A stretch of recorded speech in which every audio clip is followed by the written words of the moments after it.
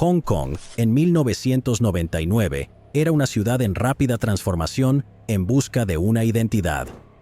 2 años antes, en 1997, la administración británica de la creciente metrópolis había terminado después de 156 años, de modo que 6,5 millones de súbditos coloniales volvieron al dominio chino. Inicialmente, un conjunto de aldeas pesqueras y un pequeño fuerte chino con no más de 7,500 personas, Hong Kong se había transformado en la ciudad mundial de Asia. Un enorme flujo de capital chino tras la Declaración Conjunta Sino-Británica de 1984 había convertido a la ciudad en esa jungla de vidrio, acero y concreto que hoy conocemos. Durante este periodo, más que una ciudad, parecía un enorme sitio de construcción, donde vastas áreas de espacio verde estaban desapareciendo para dar lugar a rascacielos de 70 pisos. Los enormes proyectos de recuperación de tierras cambiaron para siempre la costa y proporcionaron espacio para algunos de los edificios más altos del mundo. Los puntos de referencia familiares del periodo colonial estaban desapareciendo. El aeropuerto de Kai Tak ya no ofrecería sus famosas vistas de aviones jumbo rozando los techos de los rascacielos, siendo reemplazado por una terminal de cruceros y un conjunto de viviendas. La ciudad amurallada de Kowloon ya no se mantenía como un monumento a la autodeterminación desorganizada. Fue demolida y reemplazada por un parque público. El histórico Star Ferry, que alguna vez fue la única manera fiable de cruzar el puerto de Victoria, quedó relegado a poco más que una trampa para turistas, mientras las máquinas perforadoras de túneles trabajaban las 24 horas para dotar a la ciudad de uno de los sistemas de metro más avanzados y de mayor cobertura en el mundo. Asimismo, la extrema violencia de las tríadas parecía estar confinada a los anales de la historia, mientras Hong Kong se transformaba en el retrato de la modernidad y el esplendor. Eso fue hasta mayo de 1999, cuando una angustiada chica de 14 años entró a la estación de policía de Yau Ma Tei afirmando que, durante varias semanas, cada momento, tanto despierta como dormida, estaba siendo atormentada por el fantasma de una joven ensangrentada y golpeada. El espectro, apenas reconocible como humano debido al sufrimiento físico que había soportado, tenía todavía incrustados en las heridas de sus muñecas los restos de alambres eléctricos que en vida le habían atado los brazos. Su rostro estaba desfigurado y deformado, como si hubiera soportado semanas de golpizas crueles e incesantes. El fantasma gemía como una banshee, suplicando que su tortura terminara. Al principio, la policía no le prestó atención a la joven, desestimando sus declaraciones como una elaborada treta para llamar la atención o un episodio psicótico inducido por drogas. El sargento de la recepción sentó a la chica y, ya bastante cansado de lidiar con ella, levantó el teléfono e intentó contactar a sus padres. Entonces, la chica compartió un detalle y de inmediato, el sargento colgó el receptor y le prestó toda su atención.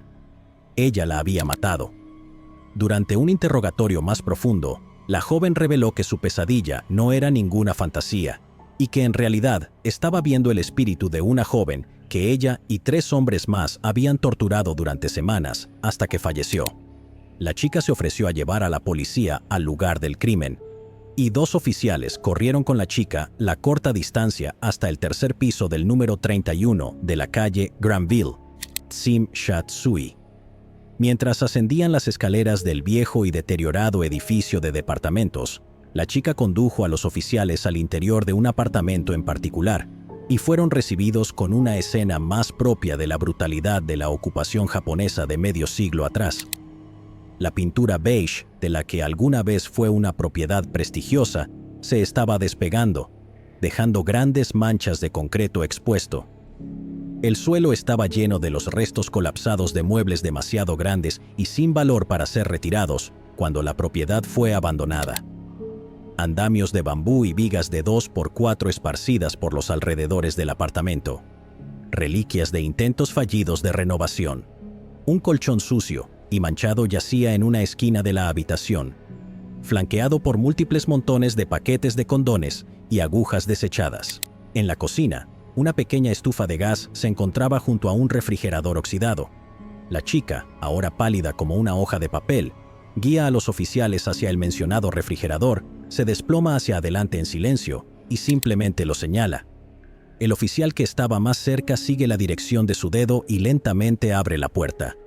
Se detiene para asimilar la escena que le recibe, desconcertado de por qué un refrigerador en un apartamento tan arruinado estaría lleno de tanta carne toscamente cortada.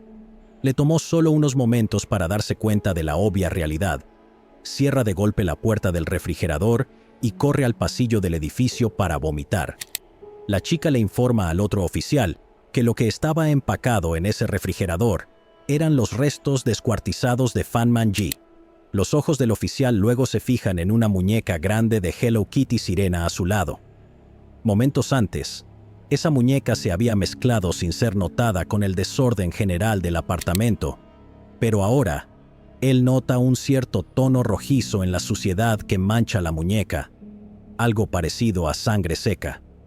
Se pone guantes de plástico y procede a inspeccionar la muñeca más de cerca. El cuerpo de la muñeca parecía lo suficientemente normal, pero había una dureza particular en su cabeza.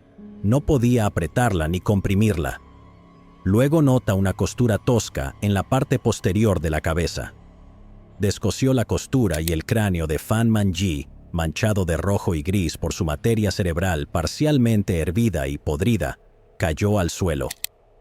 La víctima, Fan Man-ji, no era una mujer particularmente afortunada, incluso antes de cruzarse con el grupo que pondría fin brutalmente a su vida. Una joven Fan Man-ji fue abandonada por sus padres cuando aún era una bebé y fue criada en uno de los orfanatos de Hong Kong. Los orfanatos de Hong Kong a principios de los años 90 no eran precisamente templos de amabilidad y cuidado. Las condiciones de vida eran a menudo brutales e implacables, y los niños que residían en ellos rara vez recibían la educación y el apoyo necesarios para tener éxito en la vida adulta.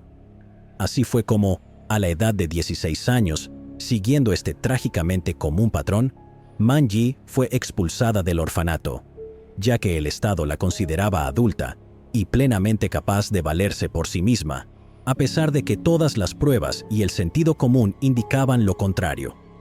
No es sorprendente que esto no terminara bien para la joven, quien, sin hogar, sin trabajo, sin calificaciones y sin nadie a quien recurrir para pedir ayuda y apoyo, rápidamente se encontró recorriendo el siempre trágico camino de la prostitución, el abuso de drogas y la pequeña delincuencia.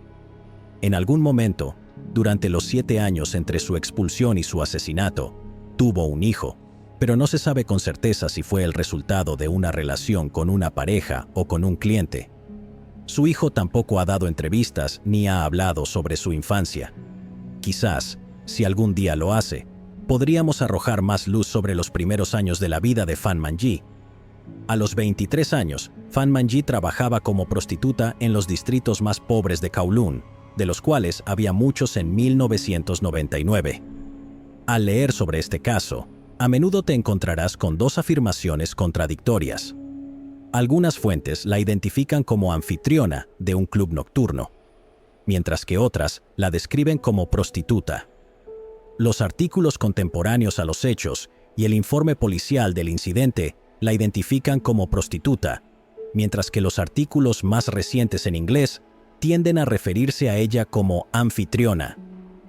El cambio inicial en la historia no se puede rastrear hasta un artículo específico, pero probablemente proviene de un intento bien intencionado, aunque incorrecto, de otorgar a la víctima un mayor grado de dignidad. En 1997, cuando Fan Man-ji tenía 21 años, comenzó a trabajar en un burdel en lugar de en la calle. La prostitución en Hong Kong se encontraba, y aún se encuentra, en una zona gris de la ley, no exactamente ilegal, pero tampoco completamente legal. El acto de prostituirse en sí era legal, pero el proxenetismo, mantener un establecimiento de vicio, causar o procurar que alguien se prostituya y vivir de la prostitución de otros estaban prohibidos. Esto creó la situación única en Hong Kong en la que los proxenetas se expandieron al negocio inmobiliario, comprando apartamentos y unidades en edificios más económicos, y las convirtieron en numerosos microdepartamentos.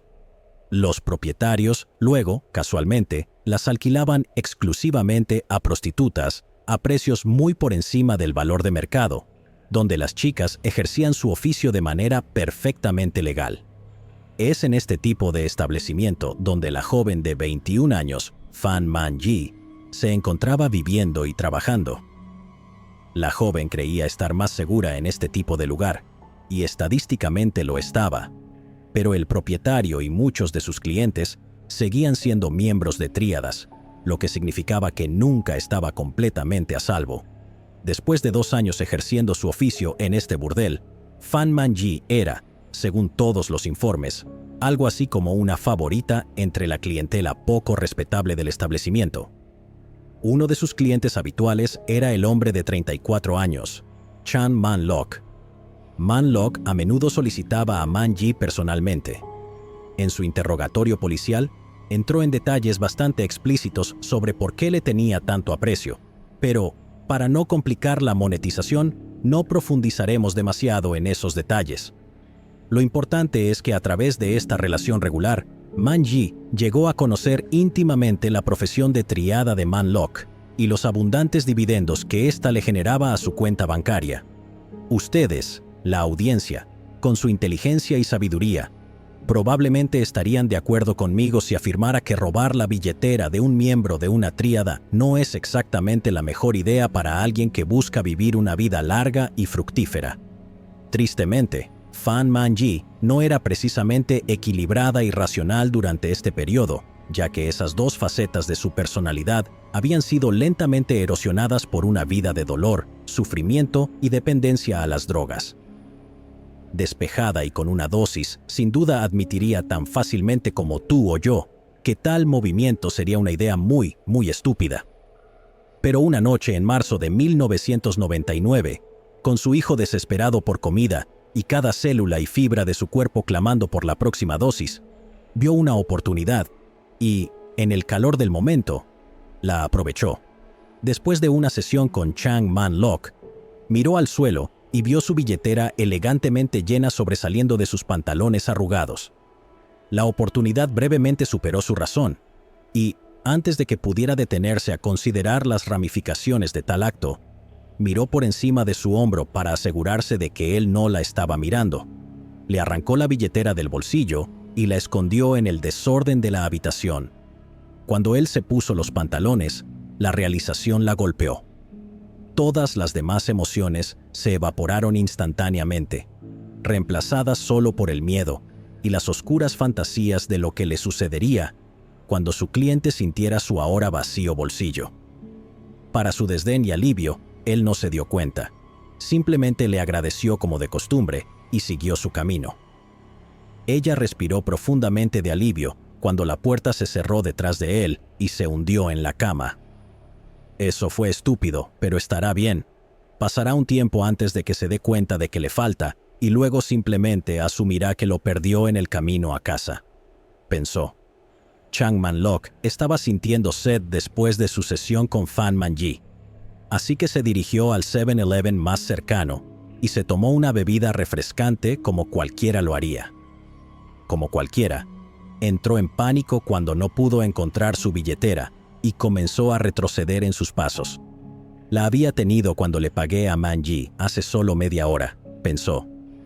A medida que la realización lo golpeó, el pánico en su mente fue reemplazado por una ira consumidora. Salió de la tienda con la rabia de un hombre poseído por un demonio y se dirigió de regreso al burdel. Le gritó a la multitud de hombres que esperaban afuera: «¡Quítense del camino! ¡Me robaron mi dinero!». Golpeó la puerta de Man-ji, amenazando con arrancarla de sus bisagras si no se abría de inmediato. Man-ji, pálida como un fantasma y consumida por el miedo, comenzó lentamente a abrir la puerta, que fue empujada por su cliente en el momento en que escuchó el clic de la cerradura. La empujó al suelo, la agarró del cuello y la levantó hacia él y le gruñó 2 palabras: «¡Billetera! ¡Ahora!». Man-ji soltó su agarre y le entregó la billetera. Chang Man-lok se tomó un momento para contar su dinero y asegurarse de que sus $4,000 de Hong Kong estuvieran allí. Luego le explicó que, Como compensación por esta ofensa, ella le debía $10,000 de Hong Kong. Obviamente, Fan Man-yi no tenía este tipo de dinero ni en su persona ni en su cuenta bancaria. Le suplicó a Chang Man-lok, explicándole que tenía toda la intención de pagar, pero necesitaba tiempo para reunir esa cantidad de dinero. Sin nada más que pudiera hacer, él dejó su habitación y le advirtió que volvería pronto para recoger el dinero. Chang Man-lok sabía que Fan Man-yi tenía amplias oportunidades para escapar. En 24 horas, ella podría haberse fugado al Reino Unido o desaparecer en el interior de China, llevándose con ella tanto su compensación como su orgullo y satisfacción. En consecuencia, decidió regresar al día siguiente para recordarle de la deuda que le debía. El gángster estaba enfurecido, aunque no sorprendido, cuando entró al burdel y encontró las luces moradas seductoras del lugar de trabajo de Man-yi apagadas y sin rastro de ella. La chica había huido. Contó con la ayuda de 2 compañeros criminales, Leung Shin-cho, de 27 años, y Leung Wai-lun, de 21 años, para buscar a Fan Man-yi. No sabían dónde vivía, así que recurrieron noche tras noche a buscar meticulosamente en los diversos distritos de luz roja de Hong Kong, razonando que, si todavía estaba en la ciudad, necesitaría dinero, así que no podría haber terminado en otro lugar. Buscaron en Wan Chai, un distrito de la isla de Hong Kong frecuentado principalmente por expatriados europeos, creyendo que podría estar allí utilizando un cambio de clientela para esconderse. No encontraron rastro de ella. Buscaron en Sham Shui Po, un distrito étnico minoritario de Hong Kong, cuyas diferentes zonas podrían proporcionarle algo de cobertura. Nuevamente, no encontraron señal de ella. Los hombres fueron implacables en su búsqueda, hasta que, por pura suerte, en marzo de 1999, la encontraron trabajando en una esquina de la calle. Unidos tras su propósito como una mente colectiva, los 3 gánsteres no se tomaron ningún descanso para consultarse entre sí o formular un plan. Inmediatamente, dieron la vuelta a la esquina y se acercaron a Fan Man-yi como si fueran clientes potenciales, y se lanzaron del auto y la metieron a la fuerza en el maletero antes de que pudiera identificar a los hombres y huir de la escena. Arrancaron hacia la noche y condujeron hasta una de las propiedades de su triada, el número 31 de Tsim Sha Tsui, en la calle Granville, un lugar que debería ser inquietantemente familiar desde nuestra introducción. En este punto, Jan Man-lok, Leung Shin-cho y Leung Wai-lun tenían un plan bastante simple, aunque ya aborrecible. Establecer los apartamentos decrépitos como un burdel, encarcelar a Fan Man-yi dentro y obligarla a tener relaciones sexuales con clientes elegidos por los gángsters para que pagara la deuda. Sin embargo, este plan cambió rápidamente y evolucionó hacia una tortura y brutalidad que helaban el estómago. Luego se unió la adolescente de nuestra introducción, la novia de 13 años no identificada de Chang Man-lok, de 34 años. Luego, el grupo de 4 se instaló para la noche, satisfechos de haber asegurado a Fan Man-yi.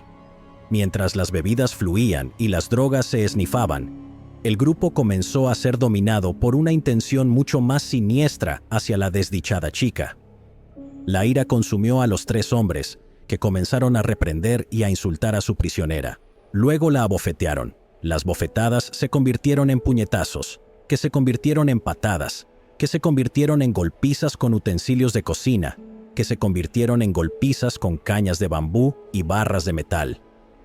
El clímax de la violencia aumentó durante toda la noche mientras Fan Man-yi era despojada de toda humanidad y reducida a ser un saco de boxeo para un grupo de animales sádicos y pervertidos que se disfrazaban como gángsters de poca monta. Sorprendentemente, la novia de 13 de Chang Man-lok se convirtió en cómplice voluntaria de la violencia, infligiendo violencia sobre la pobre chica al igual que muchos de sus cómplices masculinos. Esta tortura horrorosa, desafortunadamente, no se limitó a una sola noche de barbarie llena de drogas. Se convirtió en la rutina del grupo, una tortura apenas descriptible que se infligía constantemente a Fan Man-yi. El único respiro de esta humillación física eran los periodos en los que era sometida a la humillación emocional de ser forzada a satisfacer a los clientes que acudían a este burdel. Esto empeoró con el tiempo a medida que se corrió la voz en la zona de que había una prostituta a la que se podía maltratar sin queja del proxeneta. Su estado cada vez más quebrado solo alejaba a clientes relativamente convencionales y atraía a más sádicos en su lugar. La situación empeoró para Fan Man-yi en las siguientes semanas. La tortura física ya no era suficiente para sus captores. Comenzaron a torturarla también emocionalmente, obligándola a sonreír a través de las palizas, a agradecer por su castigo, a dar monólogos sobre cuánto amaba ser castigada y cuán agradecida estaba por tener la oportunidad de ser absuelta por el pecado contra Chang Man-lok. Predeciblemente, la negativa o la falta de entusiasmo en la ejecución de estos mandatos solo resultaba en palizas más severas. La condición de la pobre chica se deterioró tanto que incluso los hombres más depravados de Hong Kong se negaban a acostarse con una mujer que parecía un cadáver ambulante. El grupo ya no podía ganar dinero con ella, y ella no era capaz de hacer nada para saldar su deuda. No es que eso importara ya a sus captores. Hacía mucho tiempo que esto había dejado de ser sobre saldar una deuda. Ahora solo se deleitaban en el retorcido éxtasis de su brutalidad. Luego pasaron a quemarla. Le derramaban cera caliente sobre el cuerpo. Usaban un encendedor para derretir plástico sobre su piel y colocaban pequeños trozos de madera encendidos en su cuerpo. Le sostenían las palmas de las manos y las plantas de los pies en la estufa de gas, para que ni siquiera pudiera agarrar o caminar sin un dolor paralizante. Lo inevitable sucedió el 15 de abril de 1999. El grupo salió a una fiesta como parte de su rutina y encerraron a Fan Man-yi en el baño para que no pudiera escapar. Cuando regresaron, la novia de Chang Man-lok fue a usar el baño y encontró a Fan Man-yi muerta en la bañera. Ella ya no podía soportar más castigos y falleció tras un mes de brutal sufrimiento. Su cuerpo había sido tan torturado que parecía que había entrado en las primeras etapas de descomposición antes de morir. Sangre, pus y otros fluidos corporales fluían desde sus heridas, formando charcos en el fondo de la bañera, mientras yacía allí, con el olor a carne humana en descomposición llenando el aire del apartamento. Es probable que no sorprenda saber que a Fan Man-yi no se le dio ninguna dignidad, ni siquiera en la muerte. Sus asesinos querían deshacerse de su cadáver lo más rápido posible y también evitar que fuera identificada si la encontraban.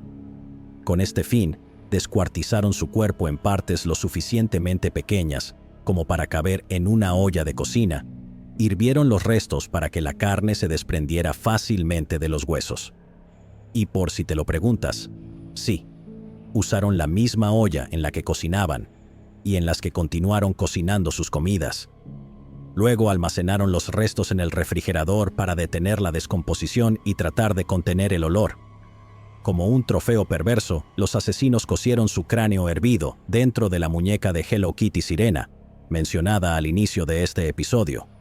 Parecía que, aunque tuvieron el sentido común pragmático para deshacerse de los restos, no pudieron evitar guardar un recordatorio de su acto. Afortunadamente, esta es la parte de la historia en la que la novia de Chang Man-lok, que ahora tenía 14 años, fue consumida por la culpa como discutimos al principio del episodio. Si realmente estaba viendo el fantasma de Fan Man-yi o no, lo dejaré para que el público decida. Demasiado asustada para admitirle su ansiedad a su novio, su depredador, y demasiado avergonzada para contárselo a sus padres, recurrió a la única organización que sintió podría hacer justicia por Fan Man-yi y limpiar su conciencia, la policía de Hong Kong. Así fue como llegó a donde la encontramos al principio de este episodio, en la estación de policía de Yau Ma Tei. Una búsqueda a nivel territorial fue lanzada inmediatamente para llevar a los 3 hombres bajo custodia.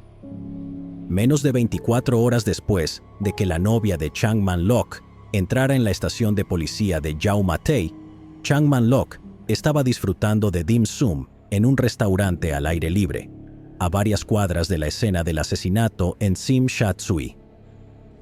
Un camión blindado de 12 toneladas y media frenó bruscamente frente a él, y antes de que el vehículo se detuviera por completo, oficiales de la Unidad de Deberes Especiales, vestidos completamente de negro, lo sacaron de su silla y lo arrestaron. Los arrestos de Leung Shing-cho y Leung Wai-lun ocurrieron poco después. Durante el interrogatorio, los tres sospechosos dieron exactamente la misma versión. Solo estaban manejando un burdel ilegal y Fan Man-ji había entrado en su servicio de manera consensual. Afirmaron que Man-ji era una adicta que murió por una sobredosis y que, por temor a represalias tanto del sistema legal como de sus superiores en la tríada, intentaron hacerla desaparecer. Sabían que habían sido atrapados con las manos en la masa y que iban a ser condenados por mucho tiempo, pero su única preocupación era protegerse a sí mismos y presentar la historia más creíble para reducir su sentencia. Los tres hombres fueron interrogados a fondo por psiquiatras, quienes, sorprendentemente, no encontraron nada mal con ellos. A diferencia de muchos de los casos que investigamos en este canal, donde hay algún tipo de detonante o trauma que explica la maldad, en este caso no hay nada. Los tres hombres eran simplemente malvados, animales inhumanos consumidos por la intoxicación de la violencia. Trágicamente, a pesar del testimonio explícito y detallado de la novia de Chang Man-lok, del cual se derivan grandes porciones de este video, había suficiente área gris en la evidencia y el testimonio como para que los asesinos de Fan Man-ji no recibieran el castigo más extremo del sistema legal de Hong Kong. Los restos de Fan Man-ji estaban tan descompuestos e incompletos que, en última instancia, no se pudo probar más allá de toda duda cómo murió exactamente. El jurado no pudo determinar con certeza que había sido asesinada y no había muerto por una sobredosis, como afirmaban los hombres. Pero se dictaminó que, independientemente de si cometieron el acto o no, eran responsables de su muerte. Los tres hombres fueron condenados a cadena perpetua sin revisión para libertad condicional durante 20 años, hasta el 2020. La novia de Chang Man-lok, debido a su edad y por su ayuda a la policía y su responsabilidad cuestionable en el asesinato, se retiraron todos los cargos en su contra. El episodio más brutal en la historia reciente de Hong Kong y, esperemos, en su futuro, llegó a su fin. No debemos reducir el caso trágico de Fan Man-ji a un espectáculo morboso para que nos asombremos. Recuerda su nombre, su imagen y su trágica historia. Cada ciudad del mundo tiene una gran cantidad de mujeres como Fan Man-ji que reciben una mala mano del destino, que tienen que buscar migajas en los márgenes del esplendor de la sociedad, y muchos animales como sus asesinos que buscan explotarlas. Son humanas, al igual que tú. Tienen deseos, miedos, necesidades y sueños, al igual que tú. Y cualquiera de ellas podría tomar una mala decisión o encontrar la manera de sufrir el mismo destino que Fan Man-ji. ¿Realmente estamos haciendo lo suficiente por esas mujeres, tanto individualmente como en sociedad?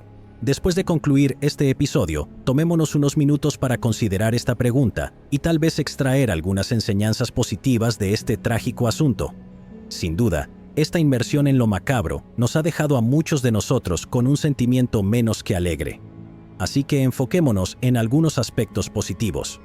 A pesar de este episodio espantoso, Hong Kong era una ciudad muy segura al final del milenio y se volvió más segura en las 2 décadas siguientes.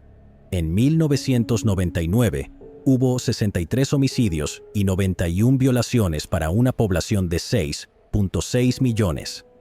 20 años después, en 2019, la ciudad tuvo 24 homicidios y 50 violaciones, a pesar de un aumento de la población a 7.5 millones. Para alivio de todos los que escuchen y puedan encontrarse en Hong Kong en el futuro, los homicidios de cualquier tipo, y mucho más los brutales como el sufrido por Fan Man-ji, son muy raros. Llegados aquí, ¿acaso no has visto este otro crimen? Yo no me lo perdería,